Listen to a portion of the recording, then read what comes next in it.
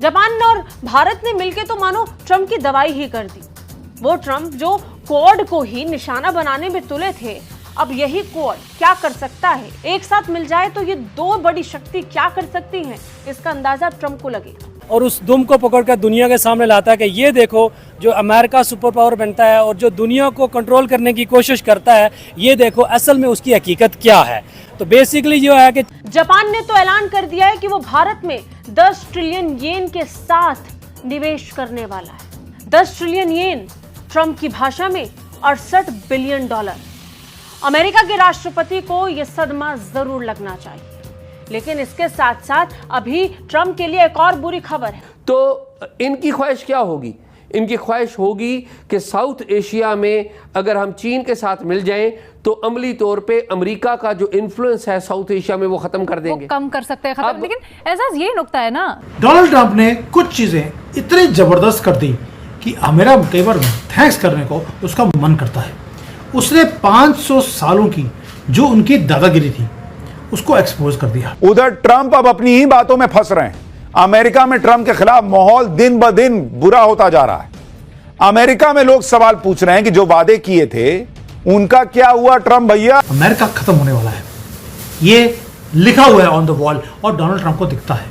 पिछले 48 घंटे में जो डोनाल्ड ट्रंप ने जो कुछ किया, जैसे पुतिन से मीटिंग किया, यूक्रेन को धक्का मार दिया समुद्र के बीच में, उसने कुछ रिमार्केबल काम भी किया है। उसने भारतीयों की आंखें खोल दी। आंखें ये खोली हैं कि ये बोलते थे कि भी अमेरिका की दोस्ती बड़ी फायदे की होती है, लेकिन उसने बता दिया कि हम इनके ऊपर विश्वास नहीं कर सकते। अमेरिका के राष्ट्रपति डोनाल्ड ट्रंप को एक बहुत बुरी बीमारी लग गई है, बीमारी की वो भारत को दुनिया में अलग थलग कर देंगे। लेकिन अब अमेरिका के राष्ट्रपति डोनाल्ड ट्रंप का ये पासा उल्टा पड़ रहा है। तो ये एक तासुर पाया जा रहा है, इन खदशात का इजहार किया जा रहा है कि जी अब भारत और चाइना में बड़ी कुर्बतें हैं और ये जो है पाकिस्तान के लिए बहुत बड़ा खतरा शायद बन जाएंगी। एजाज सैयद साहब, उससे मुतल्लिक क्या आपको लगता है कि चीन के एजेंडे पर भी इस वक्त ये है, या कहीं ना कहीं वो इस चीज़ के ऊपर भी आगे कोशिशें करना चाहता है कि पाकिस्तान भारत हो या फिर पाकिस्तान अफगानिस्तान भारत खित्ते में मुख्तलिफ जो इख्तलाफात हैं उनको रिजॉल्व करवा? पहली बात ये कि जब चाइना को पकड़ा था तब वो भूखे थे, उनको दिन में एक बार का खाना मिलता था। भारत वो ऐसी पोजीशन में नहीं है, हम तो दुनिया को खाना खिला रहे हैं। 80 करोड़ लोगों को फ्री राशन दे रहे हैं, भारत के अंदर इतना खाना है हमारे पास। और अमेरिका लाइक करे ना करे, हम एक ग्लोबल पावर ऑलरेडी बन चुके हैं। इंडिया में एक चीज़ है, अगर आप देखें वो मोदी को अगर सपोर्ट करते हैं तो उनके बहुत ज़्यादा सपोर्टर हैं। ऐसा नहीं, अगर फ़र्ज़ करें कि वहाँ पे दूसरी जो पार्टीज़ हैं वो मिल के भी अगर आ जाएँ तो मोदी का जो हारी जो उसका आरएसएस का जो कारकन है, जो मोदी का जो अपना कारकन है, जो रजिस्टर्ड कारकन है, वो भी इतना ज़्यादा है जो मोदी के खिलाफ बात नहीं सुन सकता। बड़ी खबर आ रही है कि अमेरिका से आ रही ये खबर है कि व्हाइट हाउस के ट्रेड एडवाइजर पीटर नवारो ने बड़ा बयान दिया है। नवारो ने कहा है कि शांति का रास्ता नई दिल्ली से होकर जाता है। यही नहीं, उन्होंने कहा कि मैं भारत से प्यार करता हूं। प्रधानमंत्री नरेंद्र मोदी एक महान नेता है।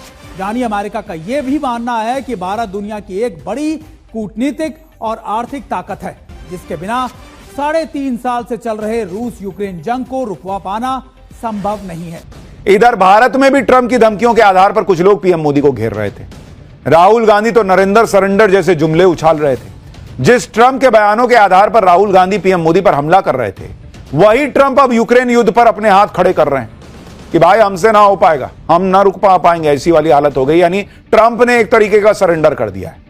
भारत, रूस और चीन की तिकड़ी से ट्रंप के साथ साथ पाकिस्तान की भी हवा टाइट है।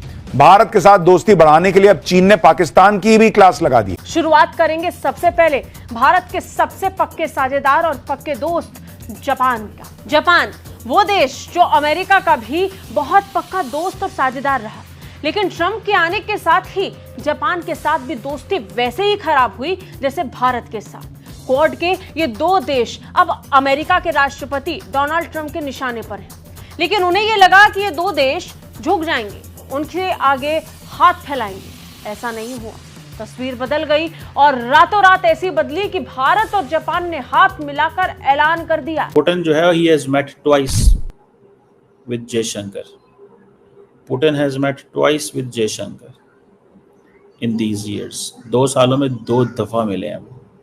अगले दिन इंडिया के नेशनल सिक्योरिटी एडवाइजर को भी मिले हैं। अगले दिन इंडिया के नेशनल सिक्योरिटी एडवाइज़र को भी मिले हैं और उनको इस चीज़ का पता है कि जनाब ये मिलना जो है वो कितना ज़रूरी है। भारत अब एक सेकंड क्लास का प्लेयर नहीं रहा, हम किसी के पिट्ठू नहीं हैं। और इसीलिए मैं आज इसको बताने वाला हूं कि 1492 में जो जियोपॉलिटिकल शिफ्ट आया था, आज 500 साल के बाद अब जाकर वो दोबारा से किया है और ट्रंप ने इसको और ज़्यादा तेज कर दिया। यानी कि आपको दिखता है कि भाई डोनाल्ड ट्रंप तो भारत के खिलाफ काम कर रहा है, मैं कहता हूँ करता हुआ उसको साइड पे कर दीजिए एक सेकंड के लिए।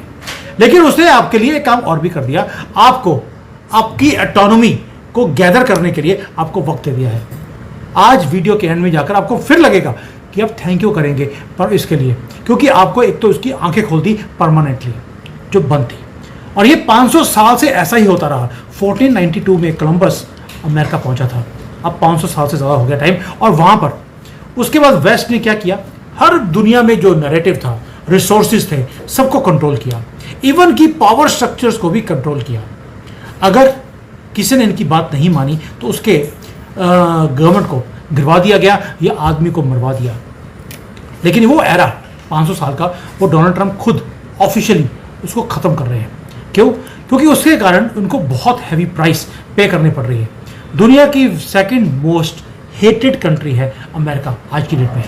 रीज़न बीइंग इनकी जो स्ट्रैटेजी थी वो हमेशा एक ही बात की थी कि दूसरे कंट्रीज को कैसे यूज़ किया जाए और यूज़ करने के बाद कैसे फेंका जाए। भारत में वांग जी की 3 अहम तरीन मुलाकातें हैं। वैसे तो और लोग भी मिले हैं, लेकिन 3 अहम तरीन मुलाकातें। Number 1, prime minister Narendra Modi Wang ji को अपने घर पे, अपनी जो रेजिडेंस है उसके ऊपर मिले और बड़ी लंबी डिटेल उनकी गपशप हुई है, बड़ी जिसे कहते हैं ना कि अनयूजुअल मीटिंग।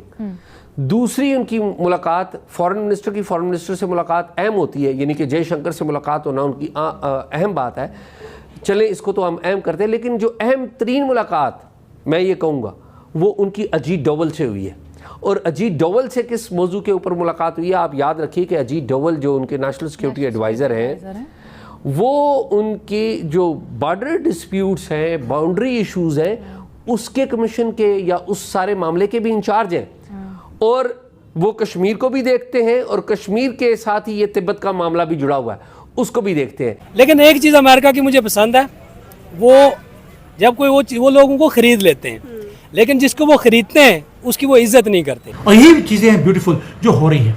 एक तो इल्यूजन जो था कि अमेरिका के ऊपर ट्रस्ट कर सकते हैं, वो हमें एक इक्वल पार्टनर की तरह देखता है, वो टूट गया। वो कभी भी हमें इक्वल पार्टनर समझता ही नहीं था। तो ये बड़ी अनयूजुअल मुलाकात हुई। और आप ये भी देख लें कि इस खित्ते में इस वक्त किन 2 मुल्कों की डिस्प्यूट है अमेरिका के साथ। अमेरिका चीन को अपना कंपटीटर समझता है इस खित्ते में, साउथ एशिया में, और दूसरा अमेरिका आजकल इंडिया बैशिंग बड़ा कर रहा है।